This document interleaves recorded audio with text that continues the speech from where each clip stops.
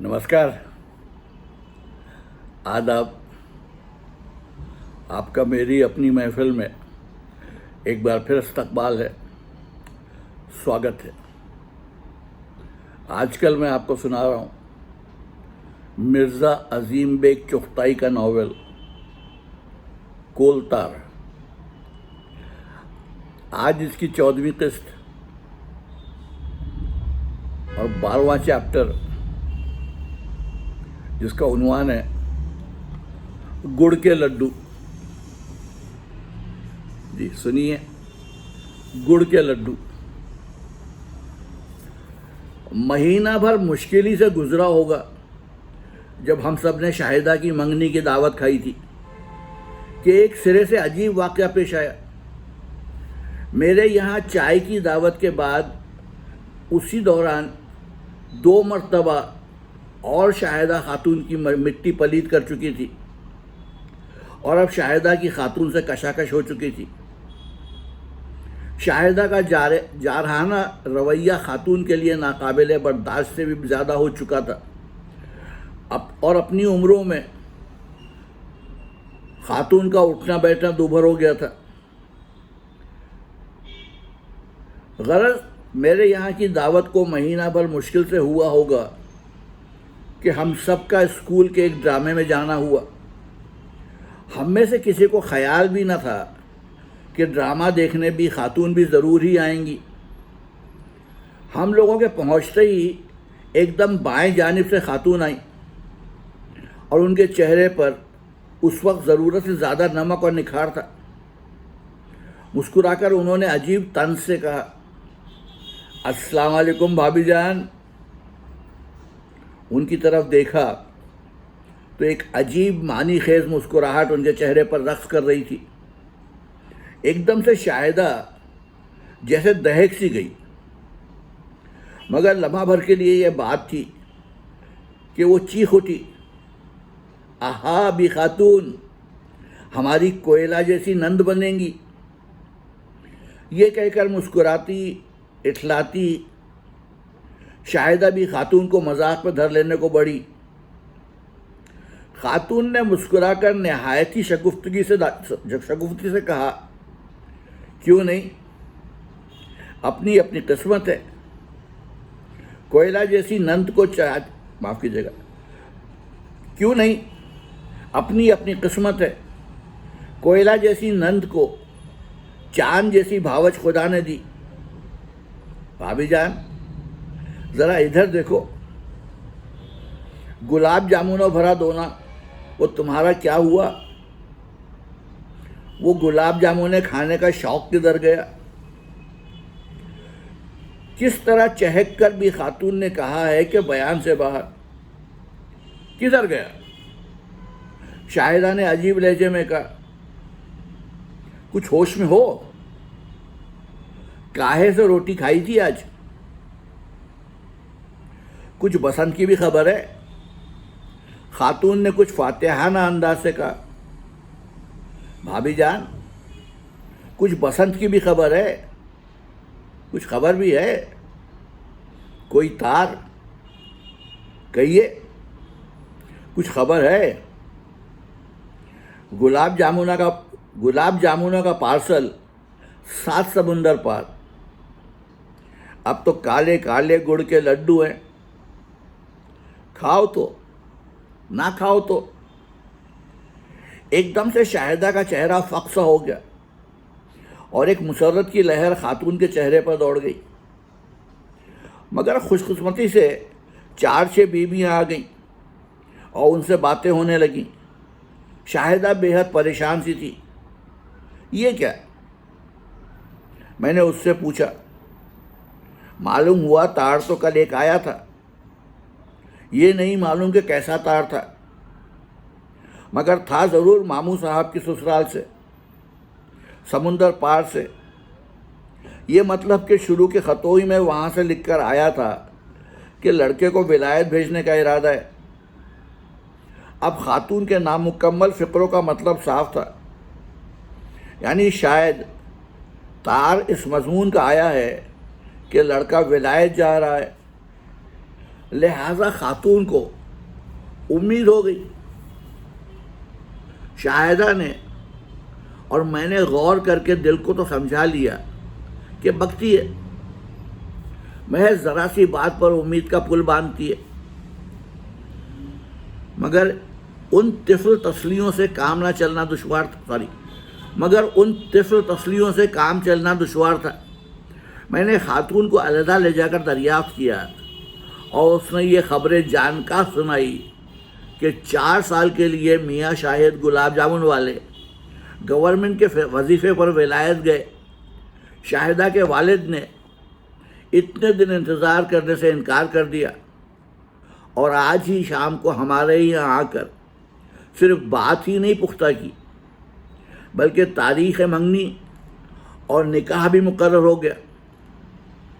خاتون بے حد خوش تھیں اور مجھ سے کہنے لگی کہ ہماری بھابھی جان سے صلح کرا دو. 1.5-2 مہینے کا تو معاملہ ہی ہے. اب گلاب جامنوں کو بہن بھول جاؤ، اب تو گڑ کے لڈو ہیں. ہنستے ہوئے خاتون نے کہا، کہاں کا ڈرامہ اور کہاں کا کھیل. شاہدہ واپس گھر بھاگی اور میں بھی اس کے ساتھ. شاہدہ کی والدہ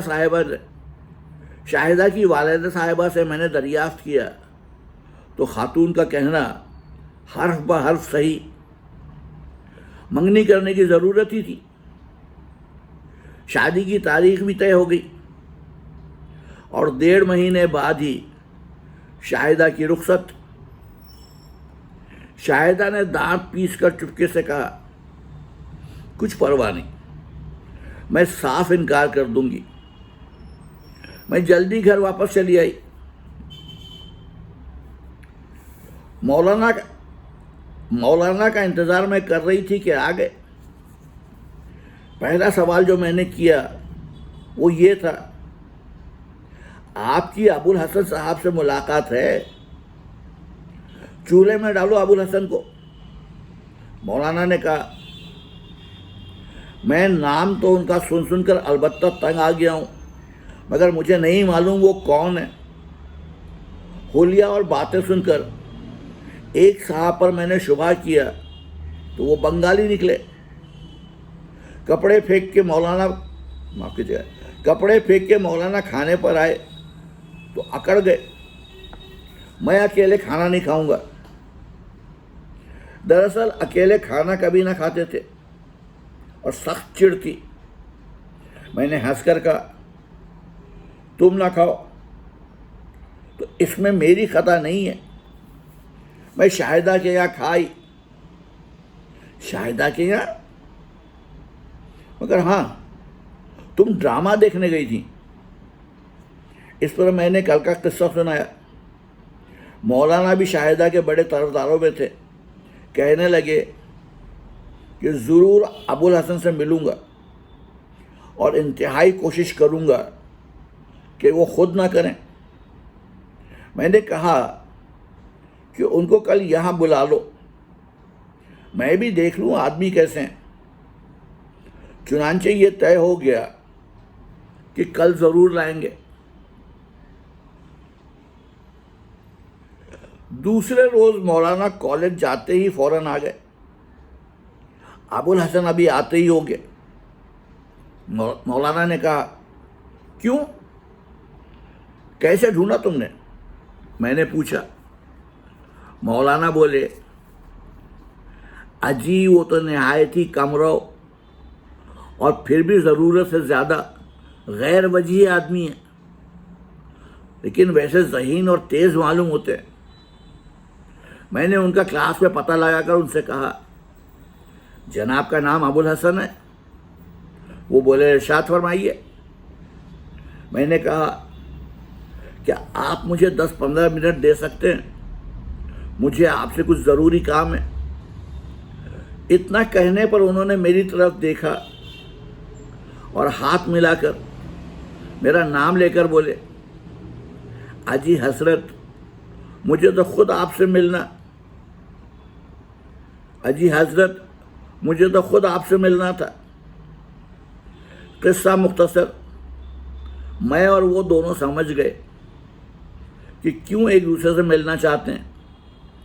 پھر کیا ہوا؟ میں نے مولانا سے کہا تم ان کو ساتھ نہ لائے؟ مولانا نے کہا ان سے طے ہو گیا ہے کہ آج کی کلاس کو گول کیا جائے، وہ اپنی اور میری دونوں کی حاضری لگوا کر آتے ہی ہوں گے۔ مولانا اتنا ہی کہہ پائے تھے کہ وہ آ پہنچے۔ جلدی سے میں نے کمرے کا پردہ کھینچ دیا، کیونکہ ہمارا کمرہ کافی بڑا ہے، لہذا بیچ میں بڑا پردہ لٹکا کر اس کو 2 حصوں میں تقسیم کر لیا ہے۔ ایک حصہ سونے کا کمرہ بن جاتا ہے اور دوسرا حصہ ڈرائنگ روم کا کام دیتا ہے۔ میں پردے کے پیچھے گمسم ہو کر بیٹھ گئی اور مولانا نے ابوالحسن صاحب کو بڑھ کر لیا اور لا کر کمرے میں بٹھایا۔ میں پردے کے ایک سوراخ میں سے جھانک رہی تھی کہ ابوالحسن صاحب کو پتہ بھی نہ چل سکے۔ وہ بالکل میرے سامنے تھے اور ان کی صورت دیکھتے ہی میں نے لاحول پڑی۔ مولانا نے سگریٹ پیش کیا اور انہوں نے انکار کر دیا، پان سے بھی انکار کر دیا۔ شاید تیسرے روز داڑھی صاف کرتے ہوں گے۔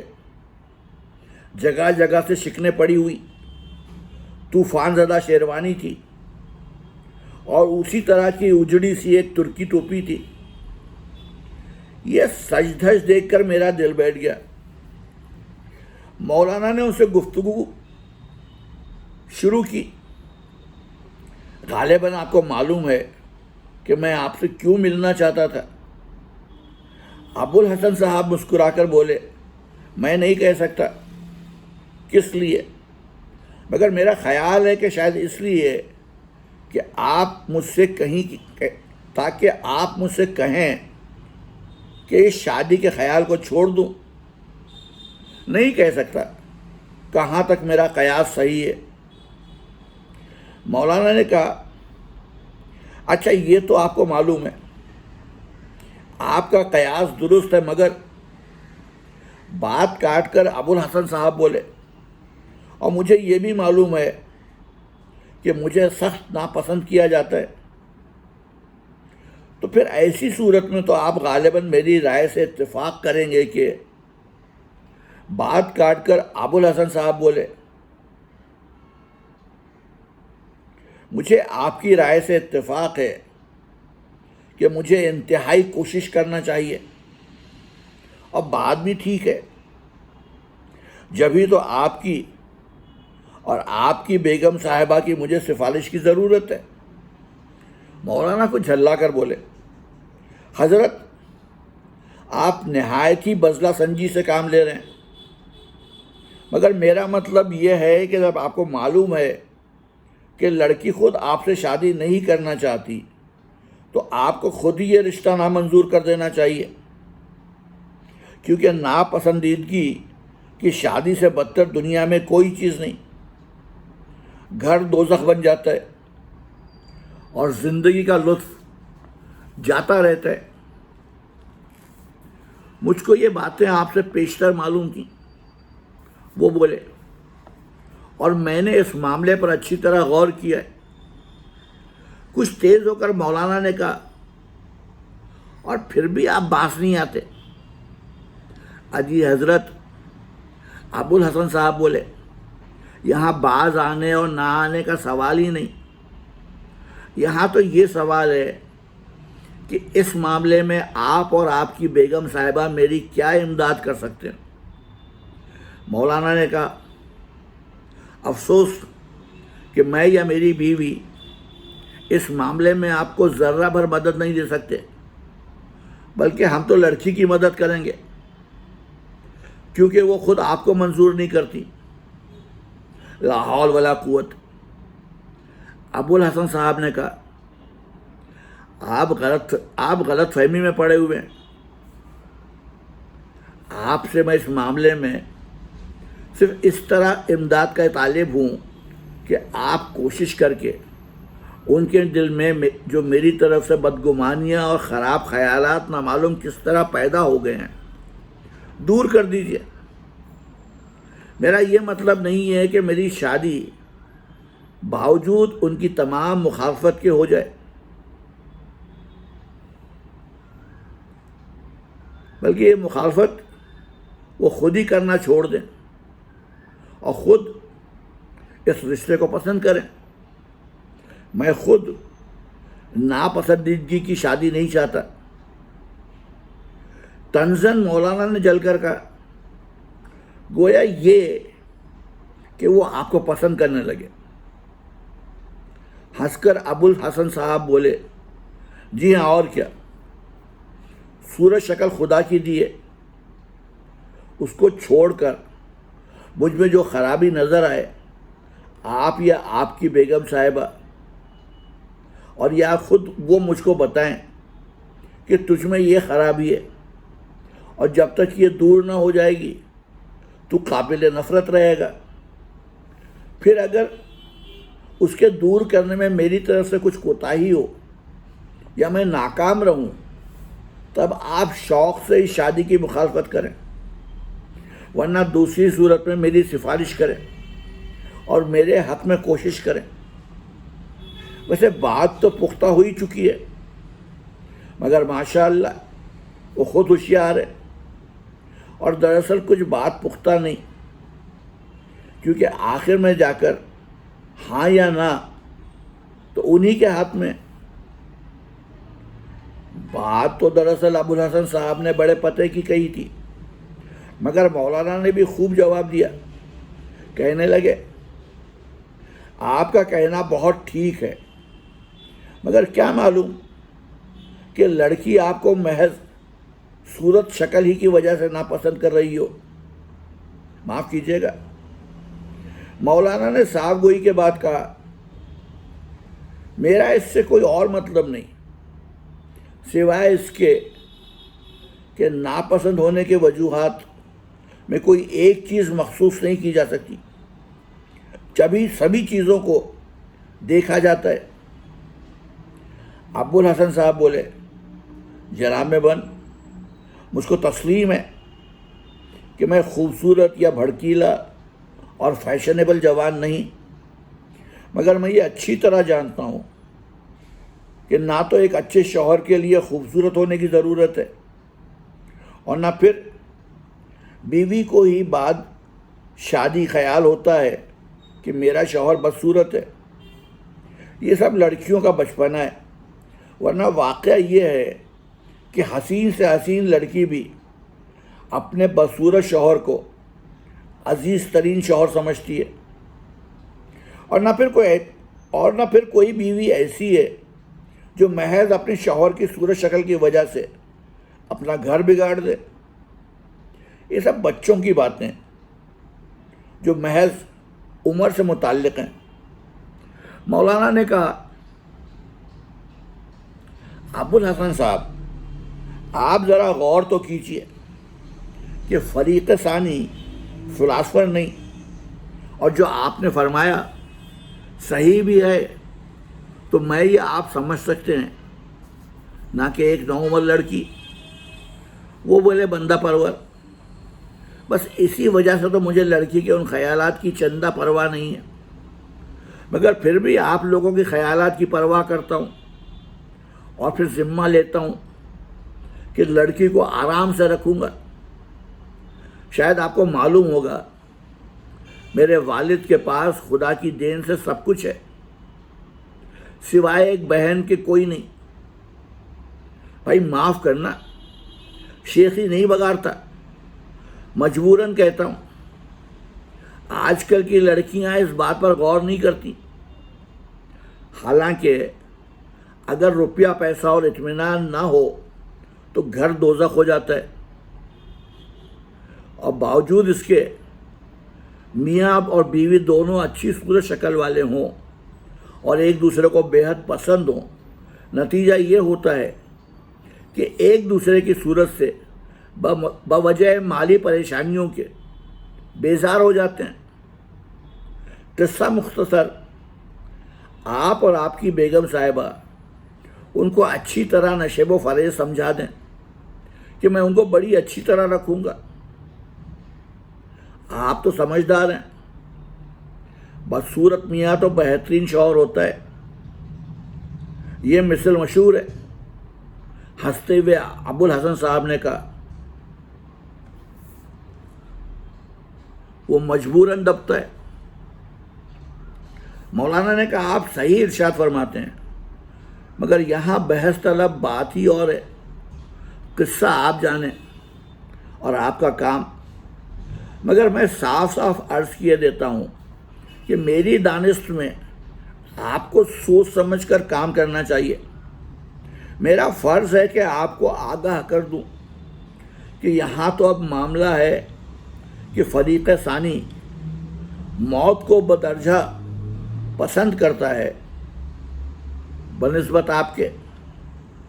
وہ مسکرا کر بولے ماشاء اللہ. مولانا بولے اور پھر آپ فلسفیانہ ضد کرتے ہیں. میری دانست میں، میری سمجھ میں اس بات کے علم سے خود آپ کے جذبہ خود پسندی کو ٹھیس لگنا چاہیے، اور اسی بنا پر آپ کو ایسے شخص سے نفرت پیدا ہو جانا چاہیے.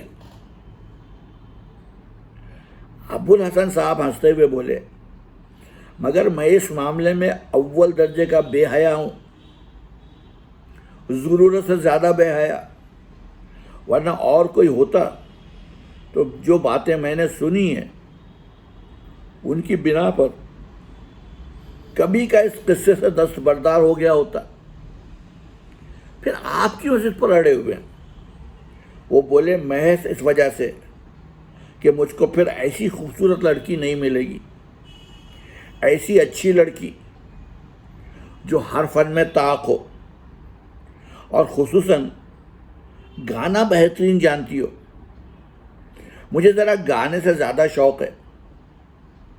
غرض جو لڑکی تمام سوسائٹی کا پھول ہو اس کو میں کیسے چھوڑ دوں؟ میں نے ان کو دیکھا نہیں، مگر ہاں تصویر ان کی روزانہ دیکھتا ہوں، اور وہ مجھ کو ضرورت سے زیادہ پسند ہے. آپ کے پاس تصویر کہاں سے آئی؟ مولانا نے پوچھا. یہ دیکھیے. یہ کہہ کر انہوں نے تصویر نکال کر دکھائی اور کہا یہ نہ بتاؤں گا کہ یہ کہاں سے آئی. ہیں؟ یہ آپ کہاں سے پا گئے؟ مولانا نے تصویر کو دیکھ کر کہا یہ تو میرے ہاتھ کا فوٹو ہے اور میری البم کا. یہ کہہ کر مولانا اٹھے اور اپنی البم دیکھی. تصویر کی خالی جگہ دکھا کر مولانا بولے کیوں جناب، یہ میرے گھر سے چوری؟ کیا میں آپ کی ہمشیرہ عزیزہ کو ہرگز نہیں، ہرگز نہیں. ابوالحسن صاحب بولے میری بہن کے ذریعے سے یہ مجھ تک نہیں پہنچی، مگر ہاں مجھ کو یہ تسلیم ہے کہ یہ چوری کی ہے.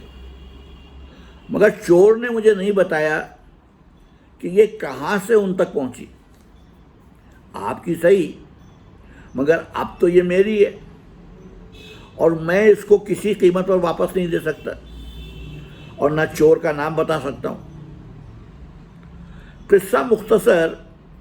مولانا نے ان کو بہت کچھ سمجھایا، انہوں نے مولانا کو سمجھایا.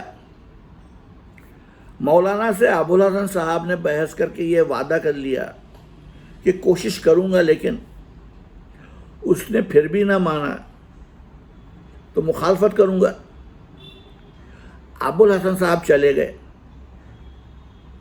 اور کم از کم میں تو ان کو اور بھی ناپسند کرنے لگی، اور ان کی باتیں سن کر میری خوبی جان جلی. اب یہ طے ہوا کہ ابوالحسن صاحب کو ایک روز پھر بلایا جائے تاکہ شاہدہ بھی ان کو دیکھ لے. چنانچہ مولانا نے کہا پرسوں ہم انہیں تیسرے پہر کو بلا لائیں گے، اور تم اور شاہدہ دونوں کمرے میں چک کے اندر سے ان کو خوب اچھی طرح دیکھنا اور رائے قائم کرنا۔ مولانا نے جب ابوالحسن صاحب سے پوچھا کہ بولو برد کھوے کو چلو گے، تو ان کی بانچیں کھل گئیں، فوراً راضی ہو گئے، یہ کہہ کر کے زہے قسمت۔ اور پھر شاہدہ کو بھی پوچھا کہ وہ ہوں گی یا نہیں۔ مولانا نے صاف نہ بتایا، بس یہی کہا کہ تم کو اس سے کیا مطلب، کچھ لوگ تم کو دیکھنا چاہتے ہیں۔ میں سمجھی تھی کہ ابوالحسن صاحب برد کھوے کا سن کر آئیں گے تو شاید کچھ بن ٹھن کر، مگر وہ بھی عجیب آدمی ہے۔ اسی روز کی طرح اجڑی گھسی صورت بنائے چلے آئے، یعنی باسی داڑھی اور وہی روزانے کی اچکن اور 3 روز کا میلا پاجامہ، یہ سب اس بنا پر جیسا کہ انہوں نے مولانا سے مسکرا کر کہا کہ گاہک کو مال بنا کر دکھانا ٹھیک نہیں۔ القصہ وہ سامنے برآمدے کے چبوترے پر آ کر بیٹھ گئے۔ میں نے اور شاہدہ نے اچھی طرح ان کو دیکھا اور سخت ناپسند کیا۔ شاہدہ نے کہا، بہن یہ تو بڑا بدتمیز ہے، میں اس غلام سے شادی تو بڑی چیز ہے، چاہے جان چلی جائے جوتے تک نہ اٹھواؤں۔ میں نے چپکے سے شاہدہ کا فیصلہ مولانا کے کان میں کہہ دیا اور انہوں نے جا کر ابوالحسن صاحب کے کان میں کہہ دیا۔ آخر یہ آدمی ہی تھے۔ جل کر انہوں نے بھی چپکے سے مولانا سے کہہ دیا، انشاءاللہ کہیں خود یہ سعادت الہی کو نہ حاصل ہو جائے۔ حالانکہ ان کو محض دیکھنے ہی کے لیے بلایا گیا تھا، مگر چائے پلائی گئی اور مولانا نے خوب بحث کی، مگر وہ بندے خدا ٹس سے مس نہ ہوئے۔ وہ کسی طرح شاہدہ سے دستبردار ہونے کو تیار نہ تھے۔ ابوالحسن صاحب کا پلہ بھاری تو ہو ہی چکا تھا، مگر اب اور بھی سونے پر سہاگا ہوا۔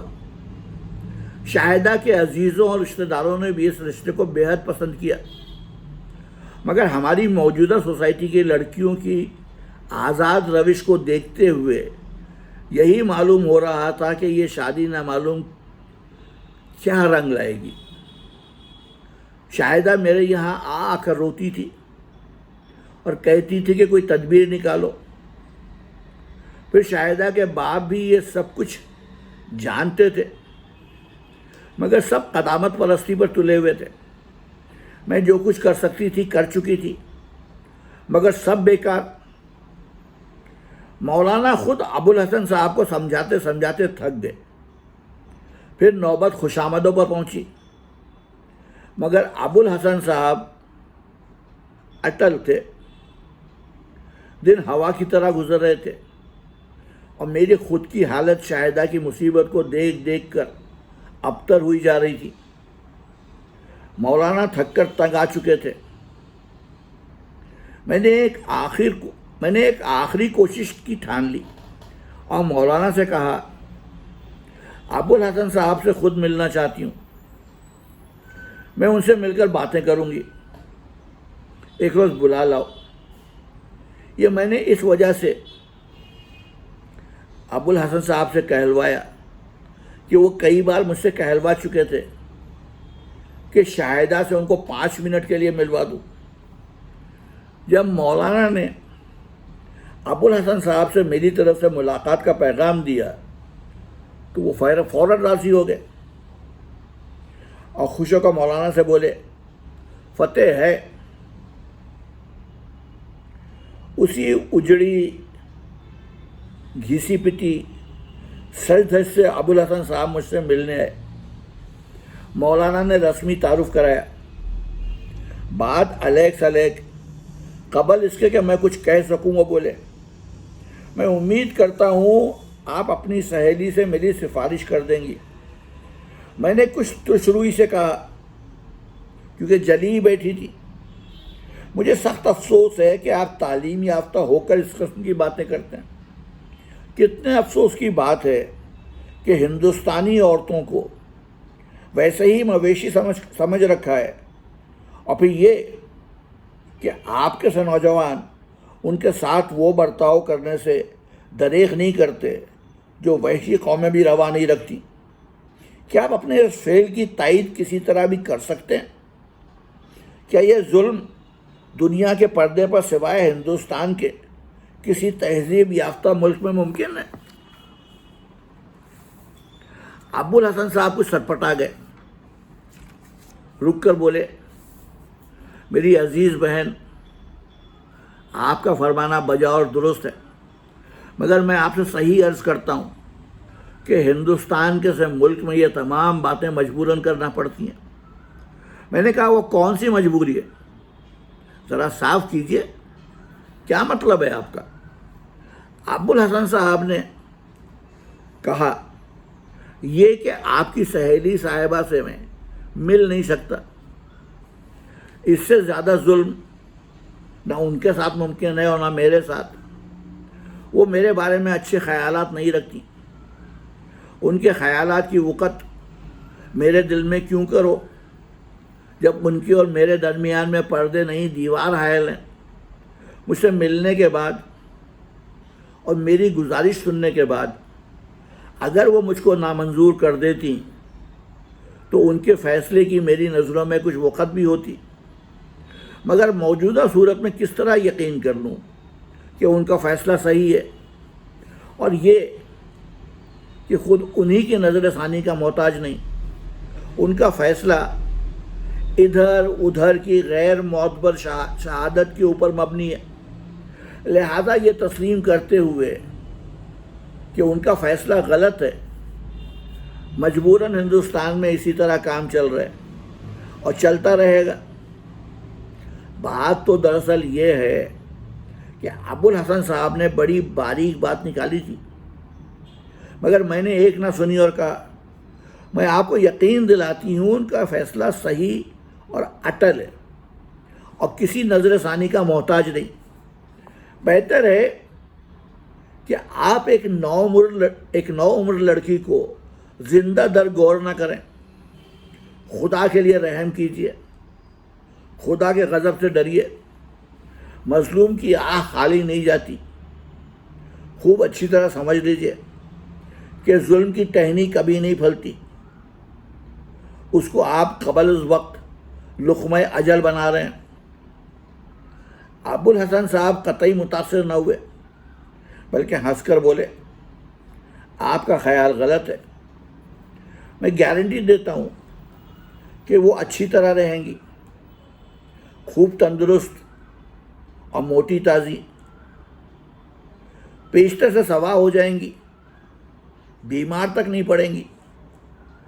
میں نے اس مزاحیہ جملے پر کچھ توجہ نہ کی اور ان سے کہا، اس کو زبردستی شادی پر مجبور کیا جا رہا ہے۔ شرع کی روح سے یہ شادی نہیں ہوئی۔ مگر ابوالحسن صاحب مجھ سے کہیں زیادہ قانون جانتے تھے اور بولے، بہتر ہے کہ ایجاب و قبول کے موقع پر وہ انکار کر دیں، ورنہ اگر انہوں نے ہاں یا ہوں کہہ دیا تو شرعاً وہ جائز شادی ہوگی۔ کچھ بچہ تو ہے نہیں، بس یہی ایک صورت ہے۔ میں نے کہا، اور کوئی نہیں؟ کوئی نہیں۔ پھر میں نے کہا، کہ آپ کی دانست میں اور کوئی نہیں؟ آپ غلطی پر ہیں۔ ایک مظلوم ان تمام قصوں پر دوسری طرح بھی فتح پا سکتی ہے۔ ابوالحسن صاحب سمجھ گئے کہ میرا مطلب کیا ہے اور بولے، حرام موت یعنی خودکشی دوسری صورت ہے، اور اس کا عذاب آپ کی گردن پر۔ آپ سمجھدار ہو کر ایسی باتیں کر رہی ہیں۔ فلسفیانہ انداز میں ابوالحسن صاحب بولے، آپ کی زبان سے اور پھر ایسی باتیں آپ کو چاہیے کہ آپ خود ان کو سمجھاتی نہ کہ ورغلاتی. آخر آپ مجھ میں کیا خرابی پاتی ہیں؟ وہ یہ میں نے کہا، وہ یہ کہ آپ شاہدہ کو سخت ناپسند ہیں، اور پھر اب تو معلوم ہوا ہے کہ آپ حد درجے کے ظالم بھی ہیں. بلکہ معاف کیجیے گا، آپ کا ظلم بدرجہ سفاکی پہنچتا ہے، کیونکہ آپ تعلیم یافتہ ہو کر اور یہ جانتے ہوئے کہ عورتوں کی حالت ہندوستان میں بد سے بدتر ہو رہی ہے، ایسی باتیں کرتے ہیں. لہٰذا میری دانست میں تو آپ کو کوئی سمجھدار لڑکی کبھی پسند نہ کرے گی. ابو الحسن صاحب اس طعنے کو سن کر ہنسنے لگے اور بولے، پھر ایک دوسری صورت یہ ہے کہ آپ اپنی سہیلی سے بس صرف 10 منٹ کے لیے مجھے ملوا دیجیے. آپ ان سے مل کر کیا کریں گے اور کیا نتیجہ نکلے گا؟ فرض کیجیے آپ ان سے ملیں بھی اور وہ آپ کو نامنظور کر دیں تو کیا آپ مان جائیے گا؟ وہ بولے، میرا خیال تو یہی ہے کہ میں ضرور مان جاؤں گا، مگر قطعی نہیں کہہ سکتا، کیونکہ موجودہ صورت میں وہ جو مجھ سے ملیں گی تو فیصلہ کرنے کے بعد ملیں گی، گویا اپنی رائے بدلنے کا خیال ہی ان کو نہ ہوگا. میں نے کہا، آپ تو کسی بات پر جمتے ہی نہیں. اگر آپ کو منظور ہے کہ آپ ان کی زبان سے انکار سنیں تو کل ہی سن لیجیے. ابو الحسن صاحب نے کچھ سوچا اور پھر کچھ رائے بدل کر بولے، مجھ کو منظور ہے، آپ میری ان سے ملاقات کرا دیجیے. اگر وہ انکار کر دیں گی تو میں دستبردار ہو جاؤں گا. میں نے خوش ہو کر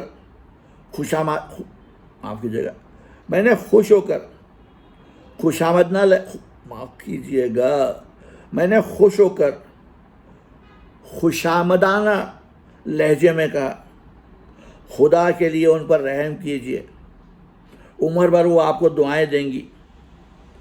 ابو الحسن صاحب بولے، آپ کون ہوتی ہیں اب جو ان کی طرف سے اپیل کریں؟ اب ہم جانیں اور وہ. میں نے کہا، قول مردہ جان دارد،